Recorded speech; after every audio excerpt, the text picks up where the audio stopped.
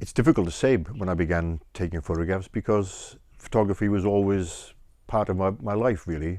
My dad had a camera, which he had all through the war in his naval service, so there was always a camera about the house. And although there was never photography books or anything like that, we had picture posts. So there was always that kind of photojournalistic input there. And then when I failed 11 plus, there wasn't sort of much future in terms of education. And I remember my dad thinking, why doesn't he do a bit of photography?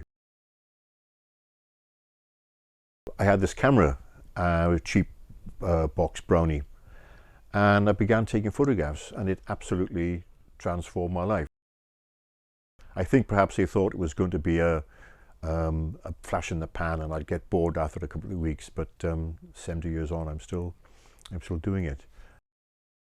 When I left school at 15, there wasn't much option. Spot school, no exams, no GCSEs, no O-levels or anything. So I was very fortunate to get a job in Cardiff University. Then in 1967, I got a job with an American advertising and fashion photographer in Cardiff. Being from the States, he had all the books on photography, proper photography, documentary photography, that weren't available in the UK at the time. And those were all on his shelves. And so there was this whole other world of photography that opened up to me. And I realized that this is actually really what I wanted to do, not the commercial stuff. And so that's when I started doing my kind of serious documentary work. And then after a while, I realized that the two worlds kind of collided. I couldn't really concentrate on one while still doing the other because advertising, fashion photography was extremely demanding. So we both gave up our jobs, moved out to West Wales, literally stuck a pin in a map and came up with Ashla Blacker. My work, if anything, is about the way people inhabit the world around us and the way we interact with our environment. And so that's when I started to notice the tin sheds. And I suddenly realized that this was a kind of symbol of the way that people lived and inhabited this space. And so I began that series of pictures, which got me out and about and which began to educate me in the way landscape worked, in the way environment, and the way light and atmosphere and weather changed the landscape, the look and feel of the landscape. And in a sense, the sheds were my teachers, as it were, and the work grew from there. Cadair Idris came out of seeing this painting by Richard Wilson in the Winstay Hotel in Machynlleth.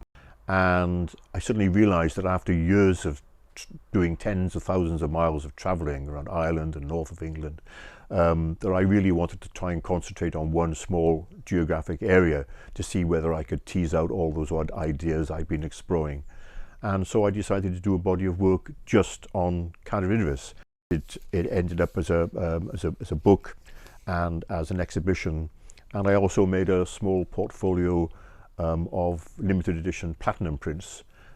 And in a sense, that sort of proved to me in a way that you don't need to, you can do things close to home and which are equally as meaningful as when you travel many thousands of miles.